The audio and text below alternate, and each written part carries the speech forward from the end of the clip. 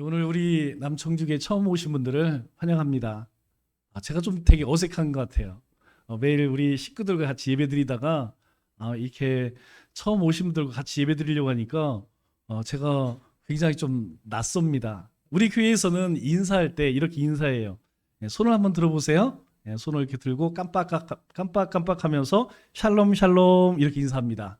먼저 저하고 인사 한번 나눠볼까요? 샬롬 샬롬. 좌우 앞뒤 분들에게 샬롬 샬롬. 조금 유치하죠? 샬롬이라고 하는 뜻은 안녕하세요, 평안하십니까? 이런 뜻이에요.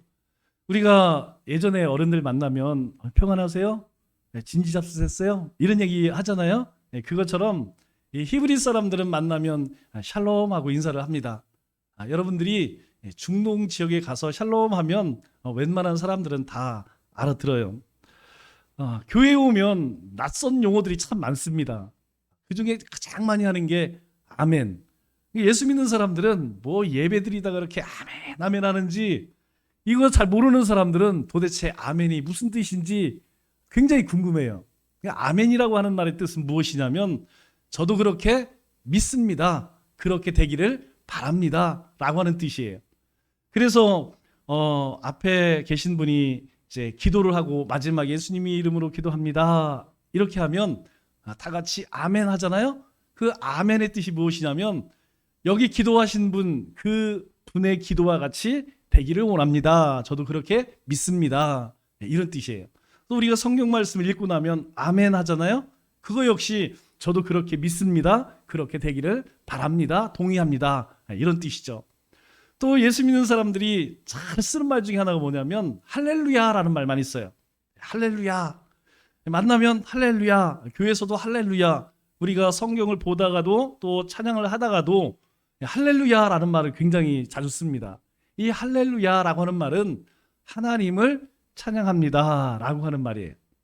그래서 우리가 교회에서 많이 쓰는 말 샬롬, 아멘, 그리고 할렐루야만 알아도 어디 가서 예수 믿는 척 할 수 있어요. 제 친구 중에 하나가 절에 다니는 친구가 있는데, 누나가 비군입니다. 여자, 이게 머리를 깎고 이제 계룡산에서 돌을 닦으신 분이에요. 이제 그분이 이제 이렇게 아마 조그만 암자를 하나 지어서 이제 나오신 것 같아요. 그런데 얼마 전에 제가 이 청주로 왔다고 하니까 찾아왔더라고요. 그러면서 저에게 대뜸 하는 얘기가 뭐냐면, 야, 너 주지 목사 됐다며? 그러더라고요. 아마 절에서는 주지 스님, 이제 그 절에 대표하는 분 이렇게 생각해서 이제 주지 스님이라고 하면 안 될 것 같으니까 주지 목사 이렇게 부르더라고요. 저는 이 남청주교회를 섬기는 오정훈 목사라고 합니다. 그렇다고 해서 제가 이 교회의 주인이 아니에요. 우리 학교를 다니면 학교에 교장 선생님이 있죠? 교장 선생님처럼 이 교회를 대표하는 담임입니다. 많은 사람들이 그렇게 생각해요. 교회의 주인하면 목사님 이렇게 생각하는데, 그게 아니고 교회는 하나님이 주인이십니다. 그리고 저는 우리 성도님들에게 말씀을 전하고 어떻게 하면 신앙생활을 잘 할 수 있을까 가르치는 목사죠. 우리 인생에서 만남은 굉장히 중요합니다. 이 만남이 왜 중요하느냐? 어느 나라에 태어나냐에 따라서 조국이 결정돼요. 여러분 만일 저 중동이나 아프리카나 저 동남아시아에 태어났다면 지금과는 전혀 다른 인생을 살았을 거예요. 제가 이 아프리카 선교를 갔다가 정말 하나님 앞에 감사했던 것이 무엇이냐면, 이 근방에 안 태어난 것이 정말 축복이구나. 저는 깜짝 놀랐어요. 이렇게 사는 사람들이 있구나. 또 어떤 부모를 만나느냐에 따라서 그 가정이 결정이 됩니다. 여러분, 우리가 다 좋은 환경에서 태어나지는 못했지만 한 가지 공통점은 우리는 어머니의 많은 사랑을 받고 자랐다는 거예요. 많이 부자, 그리고 뒷바라 잘 못해주고 이렇게 아주 훌륭한 집안은 아니지만 우리는 정말 부모의 사랑을 많이 받고 그렇게 자랐습니다. 그런데 어느 나라에서는요, 자식 키우기 힘드니까, 먹고 살기 힘드니까 자식을 팔아버려요. 여러분, 그런 가정에서 그런 나라에서 태어났다면 우리 인생은요 어떻게 될지 몰라요. 또 우리는 어떤 배우자를 만나냐에 따라서 행복이 결정됩니다. 왜냐하면 우리 배우자는 뭐 하루 이틀 사는 그런 존재가 아니잖아요. 평생 같이 사는 그런 존재잖아요. 저도 우리 아내를 만나고 나서 제 인생이 좀 바뀐 것 같아요. 그전에는 먹고 놀고 이런 거 좋아했는데 우리 아내를 만나고 나서 제가 신앙생활을 되게 열심히 하게 된 것 같아요. 그리고 또 저 같은 사람을 데리고 사는 우리 아내를 보면 참 고맙다는 생각을 많이 하게 됩니다. 여러분 뿐만 아니라 어떤 종교를 만나느냐에 따라서 그 사람의 영혼이 달라져요. 특별히 우리 예수님을 만나는 인생과 그렇지 않은 인생은 출발부터 끝까지 완전히 다르다는 것이죠. 먼저 여러분들에게 단도직입적으로 말씀드립니다. 오늘 여러분들을 초청한 이유가 있어요. 여러분을 초청한 이유는 무엇이냐면 예수 믿으십시오. 예수님 믿어야만 구원을 받습니다. 왜냐하면 하나님의 말씀인 성경은 우리에게 이런 약속을 해요. 이건 약속입니다. 하나님이라고 하는 신이 우리에게 인간에게 주신 약속이에요. 그게 무엇이냐면 우리 사도행전 16장 31절 말씀을 보니까 우리에게 이렇게 말씀하죠. 주 예수를 믿으라. 그리하면 너와 내 집이 구원을 받으리라. 이렇게 이야기해요. 예수를 믿으면 너와 너의 집이 구원을 받으리라. 그렇게 이야기합니다. 또 요한복음 1장 12절 말씀을 보니까 영접하는 자 곧 그 이름을 믿는 자에게는 하나님의 자녀가 되는 권세를 주셨으니 라고 이야기해요. 예수님을 영접하면 우리가 이제 하나님의 자녀라고 하는 권세를 얻는다는 거예요. 왜 예수를 믿어야 할까요? 여러분 예수를 믿어야 하는 이유는 아주 간단합니다. 우리가 이 세상에서 영원히 살 것 같으면 예수 믿을 필요 없어요. 그리고 죽고 나서 우리가 저 세상이라는 곳이 없다고 하면 예수 믿을 필요가 없습니다. 그런데 히브리서 9장 27절 말씀을 보면 우리에게 뭐라고 성경은 이야기하냐? 한 번 죽는 것은 사람에게 정해진 것이요. 여러분 안 죽는 사람 있을까요? 이 땅 가운데에서 많이 배웠건 잘났건 그렇지 못하든 성공하지 못했든 큰 권세를 누렸든 여러분 아무 소용없습니다. 모든 인생은 다 죽는다는 거예요. 그런데 그게 끝이 아니고 그 후에는 심판이 있으리니 이렇게 우리에게 이야기를 한다는 것이죠. 그래서 우리 인생은 마치 땅 따먹기 같아요. 우리 어렸을 때 땅 따먹기 해봤죠? 병뚜껑이나 우리 사발 쪼가리로 이렇게 땅 따먹기를 해요. 그런데 친구들하고 열심히 땅 따먹기 하다가 집에서 엄마가 야, 밥 먹어라. 그러면 그 땅 따먹기 했던 그거 다 버려두고 집에 가요. 아니 열심히 친구들하고 해서 땅을 많이 벌어놨는데 그거 다 내 땅인데 그거 다 버려두고 집으로 간다니까요. 우리 인생이 그렇다는 거예요. 이 땅에 새벽부터 밤늦게까지 얼마나 열심히 살아왔습니까? 또 그렇게 살고 있죠. 그런데요, 죽음 앞에서 우리가 살아왔던 것 가져갈 수 있는 게 있느냐? 아무것도 없어요. 내가 그렇게 소망했던 것, 내가 그렇게 아끼던 것, 내가 정말로 그렇게 추구했던 것, 여러분 가지고 갈 수 있는 것이 있느냐? 아무것도 없습니다. 그래서 우리 인생은요, 빈손으로 왔다가 빈손으로 간다. 그렇게 이야기를 해요.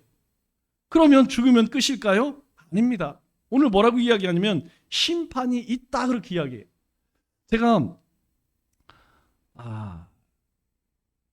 이렇게 전 세계 많이는 다녀보지 않았지만 전 세계를 보면 이 문명이 생겨난 곳이 있어요. 이 문명이 생겨난 곳에 보면 문명의 발생지를 가보면 하나 공통점이 있어요. 그게 무엇이냐면 다 피라미드가 있다는 거예요. 여러분 피라미드 다 보셨죠? 제가 이집트에 가서 이 피라미드를 보고 기겁을 했습니다. 이 사진과는 비교할 수가 없어요. 여러분 돌 하나가 작은 거는 2톤, 큰 거는 20톤. 그런데 이러한 바위가요 300만 개, 300만 개를 쌓아서 높이 99, 폭 99. 이것을 순전히 인력으로 쌓았다는 거예요. 그냥 감탄이 나옵니다. 도대체 이것을 어떻게 만들었을까? 정말 불가사의한 일이죠. 그런데 이러한 피라미드가 이집트만 있는 게 아니에요. 중국에도 있습니다. 저 남미에도 있고 전 세계 곳곳에 다 있더라고요. 여러분 이게 무엇이냐면 사실 무덤입니다. 왜 이런 무덤을 만들었을까요? 당시에 권세를 누렸던 왕들이 이 세상의 삶이 전부가 아님을 이미 수천 년 전에 알았다는 거예요. 죽은 이후에 또 다른 세상이 있다는 것을 알고 그것을 위해서 살아있을 때에 이 피라미드를 만들어서 준비했다는 것이죠. 여러분 이 가운데에는 혼자 죽지 않은 사람들이 있어요. 죽은 이후에 저 세상에서 지금 세상에 누렸던 영생 복락을 누리기 위해서 함께 살던 종들, 노예들 함께 매장을 했다고 해요. 여러분 이것이 전 세계 모든 곳에 가보면 유적지에 그대로 남아 있어요. 무엇을 의미하냐면 우리의 삶이 이 세상에서 삶이 전부가 아니라는 것이죠. 죽고 나면 또 다른 세상이 있다는 거예요. 한여름에 메뚜기와 하루살이와 메뚜기와 개구리가 이제 아주 친한 친구들이에요. 그래서 아침부터 참 재밌게 놀다가 저녁 때 이제 헤어지게 됩니다. 근데 메뚜기가 하루살이에게 이야기해요. 야 하루살이야, 우리 내일 만나자. 그렇게 이야기했더니 하루살이가 뭐라고 이야기하냐면 내일이 뭔데? 이렇게 대답을 하는 거예요. 왜냐하면 하루살이는 내일을 살아본 적이 없어요. 하루살이는 그날밖에 살지 못하기 때문에 내일을 모른다니까요. 그런데 이 메뚜기가 또 개구리와 헤어질 때 개구리가 뭐라고 인사하냐면 야 메뚜기야, 내년에 다시 만나자. 그런데 메뚜기는 내년이 어떤 것인지 알지 못해요. 여러분 우리 인생에는 3생이 있습니다. 우리 인생은 태생, 일생, 영생이 있어요. 여러분 태생은 무엇이냐면 엄마 뱃속의 10달의 삶이죠. 요즘에 우리 나이가 좀 조정이 됐죠? 이제 우리 나이가 다 만으로 조정이 됐어요. 그런데 예전에는 우리 그렇게 하지 않았죠? 우리가 21살이면 우리나라에서는 22살 이렇게 이야기를 했어요. 왜냐하면 엄마 뱃속에서의 삶도 우리는 나이에 포함을 시켰거든요. 이제 그거 없애자는 것이죠. 여러분 이 엄마 뱃속에서 10달 동안 있는 동안에 우리의 일생이 이런 거구나 몰랐다니까요. 또 우리가 이 땅 가운데에서 70년, 80년 사는 인생을 일생이라고 이야기를 해요. 그런데 이 일생의 삶을 살면서 또 다른 세상이 있다는 걸 아느냐? 아는 사람도 있지만 모르는 사람이 훨씬 많습니다. 또 한 가지가 무엇이냐면 우리 일생을 다 살게 되면 그 다음에는 영생의 삶을 산다는 거예요. 그래서 모든 사람은 태생, 일생, 영생의 삶을 삽니다. 많은 분들이 그래요. 죽으면 그만이지. 정말 그럴까요? 아닙니다. 여러분 여러 나라를 가보면 하나같이 사람이 죽으면 똑같은 이야기를 해요. 죽었다 이렇게 이야기하지 않습니다. 여러분 그것은 우리가 일반적으로 누구 죽었어. 여러분 그렇게 이야기할 것 같은데 참 이상하게도 돌아가셨다 이런 표현을 써요. 조금 더 고상한 말을 쓰면 소천했다 이런 말을 합니다. 여러분 이 소천의 한자가 뭐예요? 불을 쏘 하늘천이잖아요. 하늘에서 불렀다라는 뜻입니다. 그러니까 우리의 무의식 중에 사람들의 무의식 중에는 이미 수천 년 전부터 어떤 의식이 있었느냐? 사람이 죽으면 어디론가 돌아가는구나. 우리가 왔던 그곳으로 돌아가는구나. 그런 의식들이 있었다는 것이죠. 왜 그렇게 이야기할까요? 그렇게 이야기하는 이유는 우리가 사람이라고 할 때 사람은요 육체와 영혼이 만나서 사람이라고 그래요. 그러니까 모든 사람은요 몸도 있고 영혼도 있다는 이야기예요. 그래서 죽은 사람들에게 죽은 사람 손을 아무리 가스불에 올려놔도 죽은 사람이 뜨거워 하지 않습니다. 살아있는 사람만 몸이 아프면 아프다, 배고프면 배고프다 이렇게 이야기해요. 영혼이 떠나버리면 그때부터는 아무것도 알지 못한다는 것이죠. 그래서 우리 영혼 없는 사람을 뭐라고 그래요? 좀비라고 그래요. 좀비. 요즘 좀비 같은 친구들 많이 있죠? 살아있기는 하지만 얘가 정신이 넉 빠졌어. 정신이 딴 데가 있어. 이 좀비 같은 애들, 좀비 같은 친구들 참 많습니다. 영혼이 없으면 좀비인 거예요. 거꾸로 몸뚱이가 없어요. 그러면 귀신입니다. 영혼은 있는데 몸이 없어. 이걸 사람이라고 하지 않습니다. 사람이라고 이야기할 때는 몸과 영혼이 함께 있어야 한다는 것이죠. 제가 목사가 된 이유가 있어요. 제가 목사가 된 이유가 무엇이냐면 저는 결혼을 좀 일찍 했습니다. 24살에 했어요.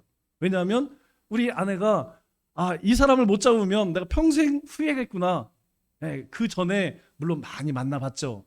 그런데 이 사람 저 사람 이 여자 저 여자 만나봐도 이 여자를 놓치면 후회할 것 같아. 그래서 바로 결혼했어요. 그리고 나서 아이 셋을 낳는데 그때 제가 신문사를 다녔어요. 그런데 제가 이 신문사를 다니면서 정말 아침 일찍 가죠. 일찍 뭐 시청도 가야 되고 경찰서도 가야 되고 뭐 이렇게 살다 보니까 또 굉장히 퇴근이 늦습니다. 또 뭐 여러 사람 만나야 되고 10시, 11시 새벽 그렇게 1년, 2년 살다 보니까 어떤 생각이 드냐면 그런 생각이 들어요. 나는 누구인가? 도대체 나는 왜 사는가? 무엇을 위해 사는가? 아니 이게 사는 것이 사는 게 아니에요. 매일 그날이 그날 같아. 도대체 내가 왜 사는지를 모르겠어. 그리고요 분명히 행복해지려고 결혼을 했어요. 행복해지려고 아이를 낳습니다. 그런데 인생이요 행복해지지가 않은 거예요. 뭐 다른 데 가서는 행복합니다, 뭐 즐겁습니다 라고 이야기하지만 진짜 마음 가운데는 그런 마음이 없어요. 오히려 더 공고한 마음이, 결혼하고 나서 더 행복해야 되는데 점점 인생은 살면 살수록 마음 가운데에 공고한 생각이 드는 거예요. 도대체 나는 누구일까요? 도대체 여러분 누구일까요? 만일 여러분들이 지금 가지고 있는 그 이름을 빼고 나를 소개한다면 뭐라고 소개하겠습니까? 여러분 제가 이 문제 앞에서 답이 안 나오더라고요. 그때에 누나들이 교회를 다녔는데 누나들이 가지고 있던 성경책을 보았어요. 그런데 제가 그 성경책 가운데서 깜짝 놀란 한 가지를 발견했습니다. 그것이 무엇이냐면 이 세상에 정말 위대한 성인들이 있습니다. 또 과학자, 정치가, 그리고 뭐 대단한 종교의 창시자들도 있어요. 그런데 그 어떤 사람도 내가 세상을 만들었다, 내가 인간을 만들었다 이렇게 주장한 사람은 한 명도 없다는 거예요. 여러분 부처도요 참 좋은 이야기 많이 했습니다. 그런데 내가 세상 만들었어? 내가 인간을 만들었어? 여러분 그런 말 한 적이 없어요. 마흐메트 그런 얘기 한 적 없습니다. 저 힌두교 성기는 뭐 수많은 신들 가운데에서 너희가 이런 삶을 살고 이렇게 살아라, 착하게 살아야 된다, 선하게 살아야 된다, 베풀어라, 좋은 이야기는 참 많이 했습니다. 그런데 내가 이 온 세상을 만들었어, 이 지구뿐만 아니라 우주를 만들었어, 내가 사람을 만들었어 라고 하는 오직 성경에 나오는 여호와 하나님이라고 하는 그분만이 그 이야기를 하더라고요. 우리 창세기 1장 1절을 보면 성경의 첫 마디가 무엇이냐면 태초에 하나님이 천지를 창조하시니라. 그 다음에 나오는 것이 무엇이냐면 첫째 날 빛을 만들고 둘째 날 뭘 만들고 셋째 날 뭘 만들고, 그 이야기가 나왔더라고요. 세상은 그걸 알지 못하기 때문에 뭐라고 이야기합니까? 진화라고 이야기. 진화. 여러분 진화라면 처음 뭐가 만들어진 물질은 그냥 뻥 하고 나왔을까요? 정말 진화라면 여러분 우리가 원숭이가 진화해 사람이 됐다면 여러분 원숭이 피 수혈 받으십시오. 안 된다니까요. 우리가 가지고 있는, 우리 인간이 가지고 있는 지혜로도, 아니 상식적으로 생각을 해도 이 진화는 맞지가 않아요. 아기가 안 맞아요. 그런데 문제는 무엇이냐면 하나님을 알지 못하니까, 세상이 어떻게 만들어질지 모르니까 무언가 세상에 대해 설명하고 싶으니까 어떻게 해요? 세상은 이렇게 해서 진화되었어. 그렇게 그것을 또 받아들이고 믿는 사람들이 많이 있다는 것이죠. 그런데 성경은 이야기해요. 아닙니다. 세상은요 하나님이 만드셨다라고 이야기해요. 여러분 사람 역시 마찬가지예요. 우리 창세기 2장 7절 말씀을 보면 하나님이 흙으로 사람을 지으시고 생기를 그 코에 불어넣으시니 사람이 생명이 된지라, 이렇게 이야기해요. 하나님이 흙으로 우리를 빚으시고 그 안에, 여기서 이야기하는 그 코에 생기라는 것은 생명입니다. 생명을 하고 불어넣으니까 생명, 살아있는 생명이 되었다, 이렇게 이야기해요. 하나님께서, 신이 우리를 그렇게 만드셨다라고 명백하게 이야기해요. 여러분, 그 누구도 내가 세상을 이렇게 만들었어, 내가 사람을 이렇게 만들었어 라고 한 사람이 한 명도 없어요. 그러나 오직 이 성경의 하나님만이 내가 세상을 이렇게 만들었고 내가 인간을 이렇게 만들었어 라고 이야기하죠. 여러분, 그래서 모든 사람에게는요, 무엇이 있는지 아세요?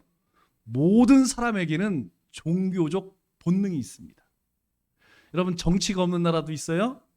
못 사는 나라, 잘 사는 나라, 여러분 세상에 가면 별의별 나라 다 있습니다. 여러분, 저 정글에 가면 정말 우리가 생각했던 것 이상으로 희한하게 사는 사람들 많아요. 저는 선교로 가서 많이 보았습니다. 그런데요, 그 사람들 가운데에서 종교가 없는 사람은 제가 못 봤습니다.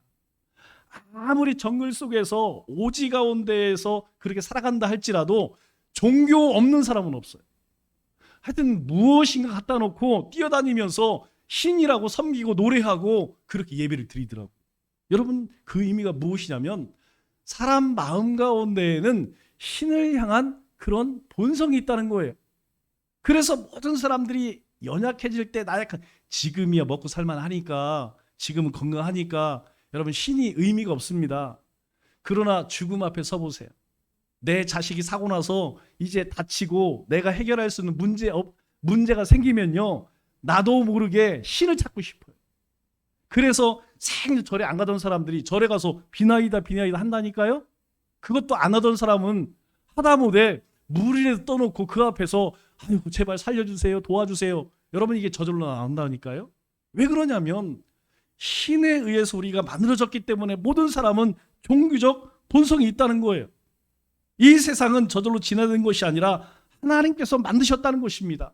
저에게 이것이 충격이었어요. 그래서 예수님을 믿게 되었어요. 여러분, 아이고 그거에 목사님이 성경을 믿으니까 그렇지, 여러분 그렇게 말하실 거예요. 맞습니다.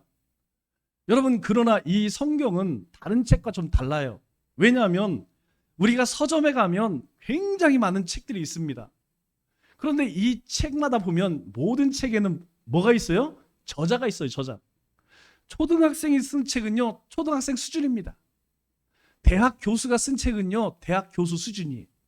그런데 이 성경은 하나님이 우리에게 주신 책이기 때문에 하나님 수준이에요. 그래서 이 책에는 무엇이 기록되어 있냐면 세상이 어떻게 만들어졌는지, 그리고 사람은 어떻게 살아야 하는지, 무엇을 위해 살아야 하는지, 그리고 죽으면 어떻게 되는지, 이거에 관해서 쓰여진 책이에요. 여러분, 이 성경이 나온 이후로 지금까지 단 한 번도 전 세계에서 베스트셀러를 놓쳐본 적이 없는 책이 바로 성경입니다. 이 성경이 모든 책 가운데에서 매년 가장 많이 팔리는 책이에요. 왜 그런지 아세요? 여러분, 이 성경을 통하여서 비로소 내가 누구인지를 알기 때문이에요. 여러분, 어떤 사람도 우리가 소설을, 에세이, 전문서적 읽어서 아유 나는 행복하다 이런 사람 제가 못 봤습니다. 그런데요, 모든 연령 또 모든 빈부 귀천을 떠나서 이 성경은 누가 읽더라도 그 성경의 내용을 알게 되면 평안을 얻습니다. 기쁨을 얻어요. 삶의 의미를 깨닫습니다. 사실 예수 믿어서 손해볼 게 없어요.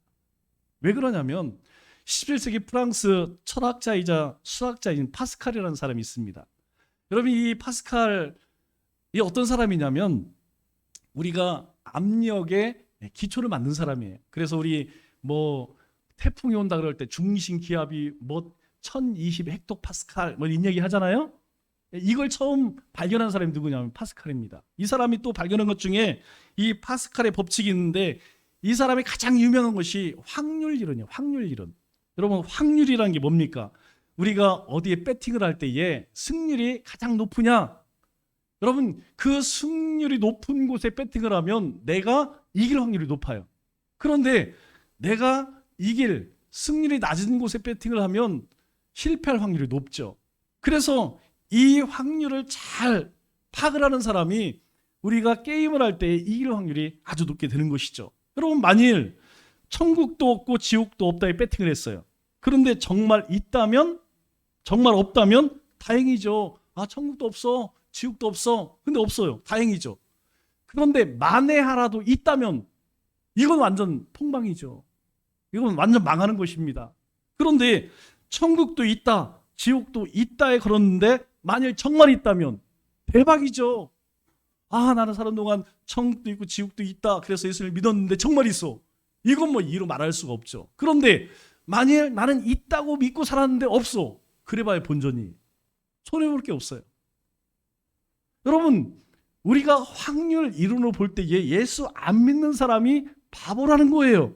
왜 그렇습니까? 확률적으로 예수 믿어서 전혀 손해볼 것이 아무것도 없다는 것이죠. 정말 그렇지는 않지만 만일 천국도 있고 지옥도 있다 그렇게 생각하고 살았는데 없다 했다고 해서 내가 손해볼 것 전혀 없어요. 그럼 우리가 어떻게 해야 할까요? 우리 사도행전 16장 31절에 말씀하는 것처럼 이야기합니다. 주 예수를 믿으라. 그리하면 너와 내 집이 구원을 얻으리라. 여러분, 우리 아이들이 아침 밥 먹을 때에 나 오늘 학교 가야 되니까, 나는 출근해야 되니까 빨리 밥 해야지, 반찬 만들어야지. 여러분, 그렇게 밥을 하고 반찬 만들어서 먹고 출근하나요? 아닙니다. 그냥 엄마가 밥상 차려놓으면 와서 숟가락 들고 먹기만 하면 돼요. 성경이 우리에게 뭐라고 이야기합니까? 주 예수를 믿으라. 그리하면 너와 내 집이 구원을 받으리라 했으니까 예수님만 믿으면 된다는 거예요. 그러면 왜 예수님을 믿어야 할까요? 앞서서 이야기했습니다. 우리 히브리서 9장에 보면 한 번 죽게 됩니다. 죽는다는 거예요. 그 다음에는 뭐가 있다고요? 심판이 있다는 것이죠. 사람이 죄를 지으면 죄값을 치릅니다. 여러분, 우리가 꼭 기억해야 할 것은 무엇이냐면, 내가 죄를 짓고 아무도 모르겠지? 천만의 말씀입니다. 제가 인생을 그렇게 오래 살진 않았지만 개인이나 어떤 나라든지 여러분, 죄를 많이 지은 개인이나 나라가 잘 사는 나라가 없습니다. 잘 사는 개인이 없어요. 반드시 그에 상응하는 죄값을 치른다니까요. 정말 이상해요. 여러분, 그 가운데 하나, 우리 성경에 보면 내 부모를 공경하라. 이 부모를 공경하는 사람 치고 못 사는 사람이 없어요. 왜냐하면 하나님이 약속했어요. 내 부모를 공경하면, 내 부모를 잘 섬기면 내가 이 땅에서 잘 되고 그리고 내 생명의 날이 길리라. 하나님이 복 주신다는 거예요. 그런데요, 예수님을 믿든 안 믿든을 떠나서 부모님을 잘 섬기는 사람들 보면 못 사는 사람 제가 못 봤습니다. 왜냐하면 하나님의 축복이에요. 우리 하나님을 대신해서, 하나님의 대리자가 누구냐면 부모님이거든요. 부모님을 통하여서 우리에게 생명 주신 그분을 우리가 공경하면 하나님은 그 사람을 축복하신다는 거예요. 그러나 그렇지 않고 자기 마음대로 자기 멋대로 사는 사람들 많이 있죠. 무인 사람들 참 많아요. 그런데 그 사람들 가만히 보세요. 여러분, 절대 잘 살 수가 없습니다. 죄 짓고 잘 살 수가 없다는 거예요. 반드시 그 끝은요 비참합니다. 감옥에 가든 전과자가 되든 벌금을 내든 사람들의 지탄을 받든 그 끝은 좋을 수가 없다는 것이죠. 마찬가지로 우리가 이 땅을 떠나서 하나님께 갈 때에, 하나님 앞에 섰을 때에 우리가 살아온 그 죄에 대한 값을 치러야 된다는 거예요. 여러분, 만일 그 죄값이 없다면 누가 이 세상 가운데에서 착하게 살겠습니까? 그냥 다 내 멋대로 살지.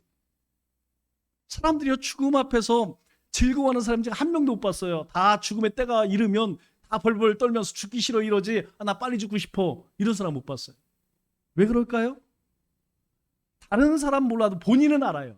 본인이 어떤 인생을 살아왔는지, 내가 천국에 갈 것인지 지옥에 갈 것인지 본인이 더 잘 압니다. 여러분, 죄 없는 자 없다니까요. 아무리 착하고 선하게 살았다 할지라도 누구를 미워하고 시기하고 아무도 없는 곳에서 나쁜 짓을 하지 않은 사람은 아무도 없다는 거예요. 제가 우리 아이들 어린이집에 보내면서 정말 희한한 걸 보았어요. 그게 뭐냐면, 아이들에게 어렸을 때부터 막 이 교회 다니고 이렇게 가르쳤으니까 항상 정직해라, 착하게 살아야 된다, 그렇게 가르쳤죠. 그런데 애들이 이 어린이집에 갔다 오면서 욕을 하기 시작해요. 욕을. 여러분, 그뿐만이 아닙니다. 아이들이 자라면서 거짓말하기 시작해요. 야, 욕하면 안 돼, 거짓말하면 안 돼, 그렇게 가르쳤는데 아이들은요 점점 크면서 더 착해지는 것이 아니고 더 악해져 가요. 그래서 이제 중학생쯤 되면 이제 대들어. 그러다가 고등학생 되면 이젠 이게 말이 안 됩니다. 대화가 안 돼요. 대화. 그리고 이제 대학 졸업하고 어른이 되잖아요. 아주 부모 알기를, 여러분 우리가 다 겪는 일 아니겠어요? 사람이 살면서 점점점 착해지는 게 아니고 살면서 점점점 악해져 간다는 거예요. 왜 그렇습니까? 우리 안에 죄의 본성을 가지고 있다는 거예요. 우리가 태어나면서부터 이 죄의 본성을 가지고 있기 때문에 우리는 살면서 점점점 악한 죄를 짓는다는 거예요. 여러분 우리가 교도소 가면 다 죄인들이 있죠. 그 사람들 보면 뭐라고 이야기해요? 우리 뉴스에 보면 뭐 사기치고 강도하고 뭐 사람을 해하고 이런 사람들 많이 나와요. 그런 사람 보면 나쁜 놈 이렇게 이야기해요. 천만의 말씀입니다. 그 사람만 나쁜 것이 아니고 우리도 마찬가지예요. 그 사람들은 운이 없어, 재수가 없어 들킨 것이고 우리는 들키지 않았다는 거예요. 나는 사람 죽인 적 없는데? 여러분 정말 그럴까요? 우리가 뭐 육체에 해를 입혀서 해하는 것만 살인일까요? 아닙니다. 우리가 누군가에게 왕따 당해서 말로 인격적인 살해를 당할 때가 한두 번이 아닙니다. 그것보다 더 고통 받아서 평생 동안 잊혀지지 않는 상처 가지고 살아가는 저도 마찬가지. 저도 잊어버리지 않습니다. 소영자 선생님, 초등학교 3학년 선생님인데 그 선생님 잊지를 않아요. 너무나 큰 상처를 받았기 때문에. 너무나 많은 학생들 앞에서 아주 망신 그런 망신, 초등학교 3학년 때 안 잊어버려요. 여러분 그런 걸 뭐냐면 인격적인 살인이라는 거예요. 그러면 그분이 그걸 알까요? 여러분 우리 남편에게, 아내에게, 자식들에게 여러분 어떻습니까? 화나면 그냥 앞뒤지지 않고 막 이야기하잖아요. 우리 아들이 초등학교 때 저한테 한번 엄청 혼났어요. 거짓말했다가 막 회초리 맞았어요. 지금도 이야기해요. 그때 아빠가 내 말 안 믿고 때렸다고. 지금 이제 내일 모레면 설이는데 지금도 그 얘기예요. 그 얘기가 무엇입니까? 그 아이에게 상처가 되었다는 거예요. 내가 인격적으로 대하지 못했기 때문에 걔는 인격적인 살인을 당했다는 거예요. 여러분 우리가 알지 못해서, 잊고 싶어서, 또 깨닫지 못해서 그럴 뿐이지 우리가 지은 죄들이 얼마나 많은지 모릅니다. 그런데 하나님께서는요, 이게 한두 사람의 문제가 아니라는 거예요. 모든 사람들이 다 그렇게 살아가고 있어요. 여러분 우리가 세상에 나아가서 사는 모습들을 보세요. 사람들의 사는 모습들을 보세요. 야, 우리가 한번 오늘 착한 일 한번 해보자. 우리가 한번 모여갖고 우리가 좋은 일 한번 해보자. 제가 그런 사람들 별로 못 봤습니다. 야, 오늘 모여서 어떻게 하면 나쁜 짓 할까? 어떻게 하면 아내들 모르게. 여러분 만나면 이런 수악한 그런 계획들이 생기고 그런 일들을 행해요. 그리고 나서 양심의 가책도 없습니다. 여러분 그것이 인생이에요. 모든 사람들이 그렇게 살아간다는 것이죠. 그런데 이러한 모습을 하나님께서는 불쌍히 여기시다는 거예요. 그렇게 산 인생들이 모두 심판을 받아야 하기 때문에 이 땅에 예수님을 보내주셨다는 거예요. 그래서 예수님이 오셔서 한 일이 무엇입니까? 여러분 예수님이 오셔서 한 일은 십자가를 지신 거예요. 이 십자가에서 죽으신 것을 우리는 뭐라고 이야기하냐면 대속이라고 이야기해요. 대속. 대신 갚으셨다. 그래서 예수라고 하는 분이 십자가에서 죽으실 때 마지막 남기신 말이 뭔지 아세요? 테텔로스테이. 다 이루었다. 여러분 우리말로 다 이루었다지 원어로 뜻이 무엇이냐면 다 치루었다, 다 계산했다라는 뜻이에요. 우리 물건을 사고 나면 뭘 줍니까? 우리가 카드로 딱 긁고 나면 뭐가 나와? 영수증이 나오죠. 이 사람이 물건값에 대해서 지불했다고 영수증이 딱 나옵니다. 예수님이 십자가에 죽으시면서 마지막에 남기신 말이 무엇이냐면 너희들이 그 많은 죄를 지었지만 너희들을 대신해서 내가 십자가에서 죽노라. 실은 너희가 죽어야 하지만 내가 대신 죽으니까 나를 믿으면 너희가 살리라. 예수님께서 마지막 남기신 말이 그거예요. 그래서 하나님께서 예수님을 이 땅에 보내셨다는 것이죠. 우리의 죄를 다 갚으시기 위해서 예수님을 십자가에 죽게 하셨다는 거예요. 그런데 예수님이 죽고 끝났다면 여러분 다른 성인들과 다를 게 뭘까요? 우리와 다를 바가 뭐가 있겠습니까? 그냥 죽고 끝났으면 그도 한 인간이에요. 왜 제가 다른 종교의 신이라고 하는 사람 믿지 않는지 아세요? 저는 믿지 않습니다. 위인이고 성인인 것을 제가 인정해요. 참 좋은 이야기 많이 했어요. 그러나 그 사람들은요 다 죽고 끝났습니다. 그 가운데서 단 한 사람이라도 다시 살아났다면 나는 그 사람을 신으로 그렇게 믿을 수 있을 것 같아요. 그런데요 그 사람들은 다 죽고 끝났다니까요. 다시 시작해서 사람으로서 존경할 수 있지만, 성인으로서 우리가 그렇게 인정할 수 있지만 신은 아니라는 거예요. 신은 아니라는 것입니다. 예수님은요, 이 십자가에서 죽으셨습니다. 그런데 3일 만에 다시 살아나셨다는 거예요. 여러분, 다시 살아났다, 뭐라고 이야기합니까? 부활이라는 거예요. 여러분, 이제까지 죽었다가 살아난 사람이 없어요. 잠시 임사체험이라고 그러죠. 죽었다가 몇 시간 후 또는 몇 날 후에 살아난 사람들은 이 지구상에 한 1300만 명 정도 된대요. 통계적으로. 그 사람들은요, 죽은 것이 아니고 잠시 죽음의 저 건너편에 갔다 온 사람들입니다. 그냥 죽고 끝난 것이 아니고, 다시 살아난 것이 아니고 잠시 갔다 온 사람들이에요. 그런데 예수님은 완전히 죽으셨다가 완전히 살아났다는 거예요. 이 사건이 얼마나 놀라운 사건인지 이제까지 인류 가운데는 그런 사건이 없었습니다. 그래서 그날을 기원 전, 기원 후 이렇게 나누는 거예요. 우리가 잘 알다시피 우리 영어로 BC, AD라고 이야기하죠. 기원 전, 기원 후. 여러분, 이 의미가 무엇이냐면 BC라고 하는 것은 비포 그리스도입니다. 그리스도는 예수를 의미하죠. 메시아라는 뜻이에요. 구원자라는 뜻입니다. 구원자 이전, 예수님의 이전을 BC라고 이야기해요. 그리고 예수님이 오신 이후를 AD라고 합니다. 이 AD는 라틴어입니다. 아노 도미니시라는 뜻이에요. 구주 이후, 메시아 이후라는 뜻입니다. 다시 이야기해서 이 세상의 역사는 예수님이 오신 이전과 예수님이 오신 이후로 나눈다는 거예요. 왜요? 이 예수라는 사람은 유일하게 죽었다가 다시 살아났다는 거예요. 즉, 이 예수는 사람이 아니라는 것이죠. 하나님이 이 땅에 보내신 하나님의 아들이라는 거예요. 그래서 올해가 몇 년도입니까? 2023년도예요. 왜 2024년도인지 아세요? 예수라고 하는 사람이 이 땅에 온 지 2023년이 되었다라고 하여서 전 세계가 이 날을 기점으로 바로 연도를 사용하는 겁니다. 우리의 나이도 마찬가지. 내가 지금 50살, 60살? 여러분, 그렇게 우리를 나이를 매기는 것은 바로 예수님이 이 땅에 오신 이후로 우리가 언제 태어나서 몇 년 살았다 이렇게 이야기하는 거예요. 그래서 모든 역사의 기록은 이 예수님을 기점으로 하여서 그 이전에 몇 년도, 그 이후에 몇 년도 이렇게 나누는 것이죠. 그렇기 때문에 누구든지 뭐 남녀노소든지 배운 자나 못 배운 자나 부한 자든 가난한 자든 여러분 묻지도 따지지도 않고 누구든지 성경은 이야기해요. 어떤 사람인지 그 사람이 이전에 뭐 절을 다녔던 아니면 뭐 어떤 미신을 섬겼든 무당을 했든 여러분 그거 묻지 않는다는 거예요. 오직 예수님만 믿으면 구원을 받는다 이렇게 우리에게 이야기합니다. 그러면 어떻게 예수님을 믿을 수 있을까요? 여러분 공식이 있어요.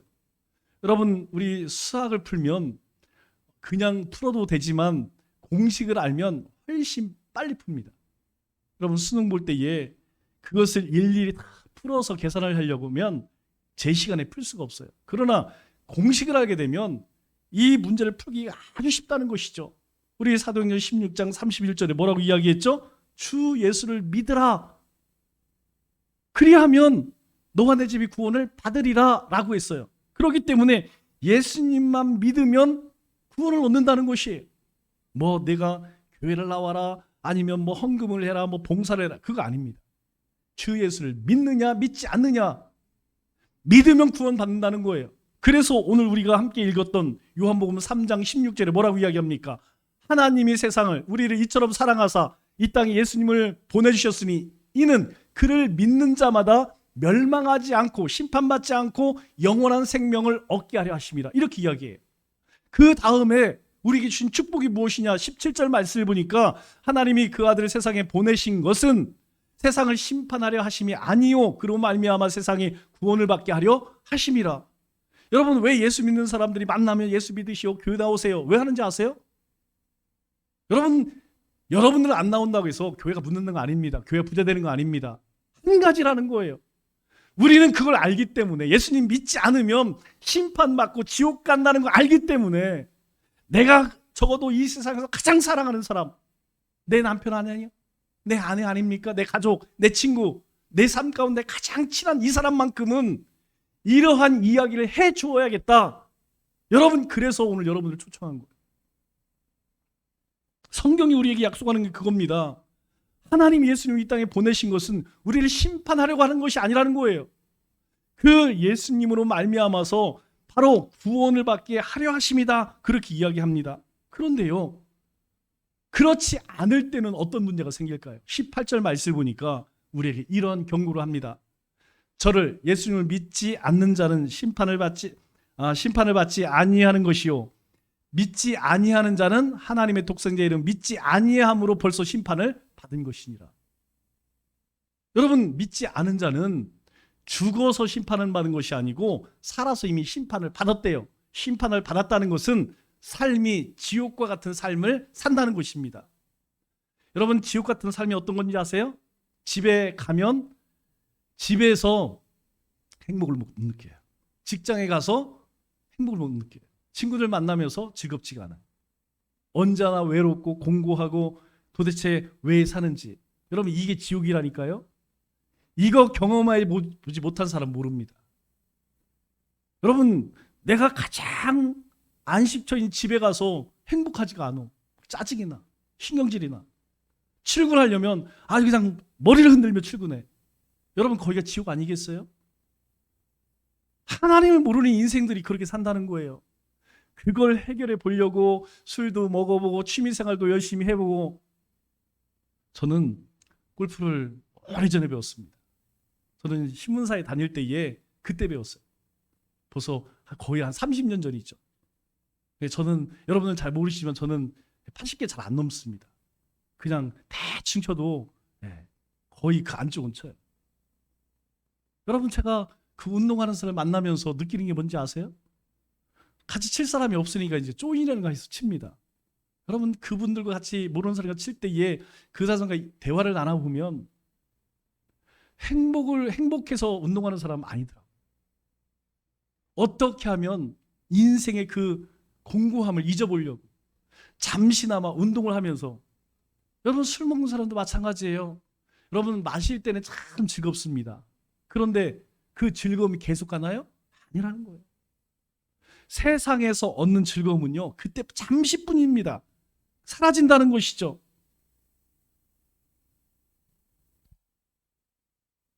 이 시간 여러분들이 선택하시기 바랍니다. 예수 믿고 구원을 받아서 하나님의 거룩한 백성으로 살 것인가? 아니면 내 마음대로 내 멋대로 살다가 내 죄로 인해서 영원한 심판을 받을 것인가? 성경은 우리에게 이야기해요. 우리 로마서 10장 10절에 보면 우리에게 이렇게 말합니다. 사람이 마음으로 믿어 의에 이르고 입으로 시인하여 구원에 이르느니라. 내가 그런 죄인이구나. 내가 나쁜 놈이었구나. 내가 이런 존재였구나. 내가 예수님 믿어야겠구나. 여러분, 그렇게 믿고 입으로 제가 예수님을 믿기 원합니다. 그러면 구원에 이르느니라, 이렇게 이야기해요. 또 요한복음 5장 24절 말씀을 보면 내가 진실로 진실로 이르노니. 여러분, 히브리어의 같은 말을 반복하면 아주 중요하다는 뜻입니다. 내가 진실로 너에게 이르노니가 아니에요. 진실로 진실로 이르노니. 이 말은 아주 중요한 이야기다. 너희가 잘 듣고 기억해라. 뭐예요? 내 말을 듣고 또 나 보내신 이를 믿는 자는 영생을 얻었고 심판에 이르지 아니하나니 사망에서 생명으로 옮겼느니라. 여러분, 하나님은 많은 걸 요구하지 않습니다. 여러분들에게 많은 희생 요구하지 않아요. 오직 예수님을 믿으라고 이야기합니다. 그러면 사망에서 생명으로 옮겨진다는 거예요. 우리 조용히 손을 한번 앞으로 모아볼까요? 두 손을 한번 모아보시고 고개를 숙이시고요. 조용히 눈을 한번 감아보세요.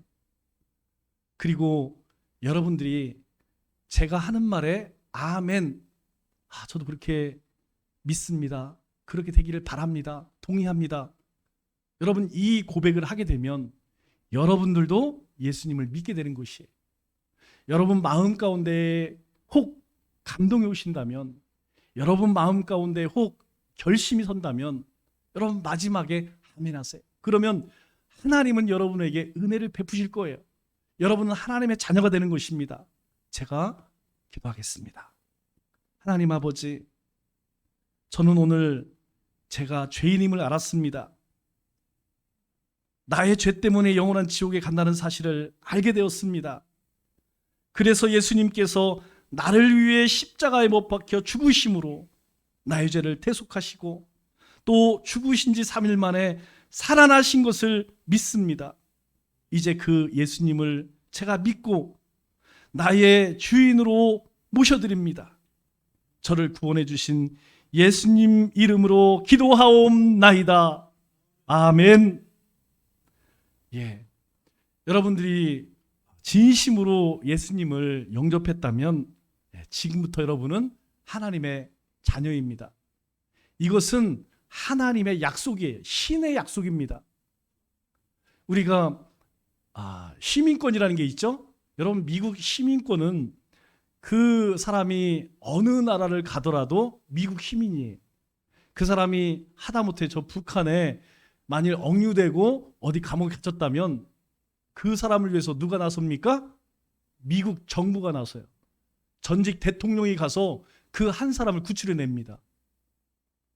우리가 만일 외국에 가서 어려운 일을 당하면 우리나라 영사가, 대사가 나서갖고 우리를 도와줘요. 마찬가지예요.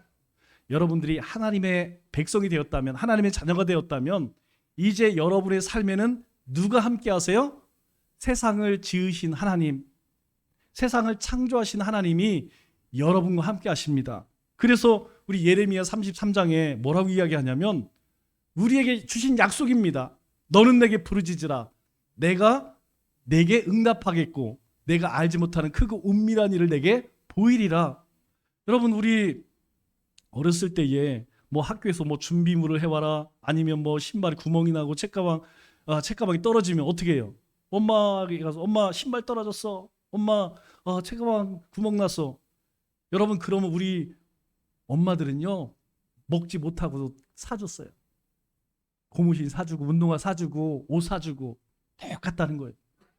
너희가 살면서 힘든 일이 있으면 부르짖으라. 하나님께 요구하라는 거예요. 왜? 하나님이 응답하신대요. 그리고 우리가 알지 못하는 크고 은밀한 일을 우리에게 보이신대요. 여러분, 처음 잘 믿기지 않습니다. 그러나 우리가 하나님 알기를 원합니다. 우리가 하나님 안에서 행복하기를 원합니다. 그렇게 하나님께 부르짖으면 하나님이 응답하신대요. 또 한 가지가 무엇이냐면 이사야 41장 말씀을 보면 또 우리에게 이런 약속을 해요. 두려워하지 마라. 내가 너와 함께하리라. 하나님의 백성, 하나님 예수님을 영접한 사람에게 주신 약속입니다. 두려워하지 마라. 내가 너와 함께하리라. 놀라지 말라. 나는 내 하나님이 됨이라. 하나님이요, 나의 하나님 된대요. 우리와 함께 하신대요. 내가 너를 굳세게 하리라. 참으로 너를 도와주리라. 참으로 나의 의로운 손으로 너를 붙들리라. 약속입니다. 그래서 예수 믿는 사람들이 그냥 뻑하면 교회 가고 뻑하면 기도하고 맨날 성경책 들고 있는 이유가 바로 이거예요. 왜? 약속이니까. 여러분, 약속이기 때문에 하나님은 반드시 지키신다는 거예요. 오늘 예수님을 영접해서 만일 여러분들이 정말 진심으로 영접했다면 여러분은 하나님의 자녀가 되었습니다. 하나님의 자녀가 되는 것을 축복합니다. 우리 한번 축복하는 시간 갖도록 하겠습니다. 우리 아주 먼 옛날 같이 찬양하면서 우리 좌우 앞뒤 분들 서로 한번 축복하는 시간 갖도록 하겠습니다.